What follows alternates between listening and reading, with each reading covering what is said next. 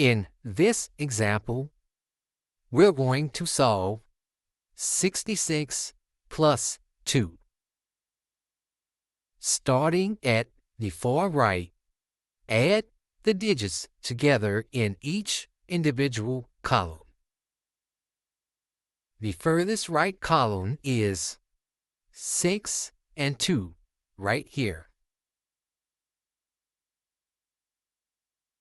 6 plus 2 equals 8. 6 plus 2 equals 8. Next, check the number of digits in the result of the addition. 8 is a one-digit number.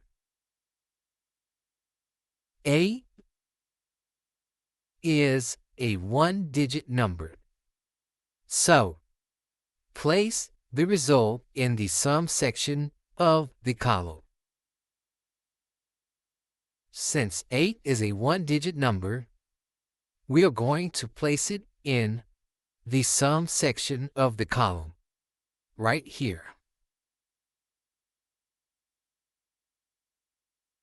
Place the 8 in the sum section of the column, right here. Okay? Next, move on to the next column. The next column is right here. And there is just a 6 in this column. This column has only one digit. So just bring the digit, which is 6, down to the sum.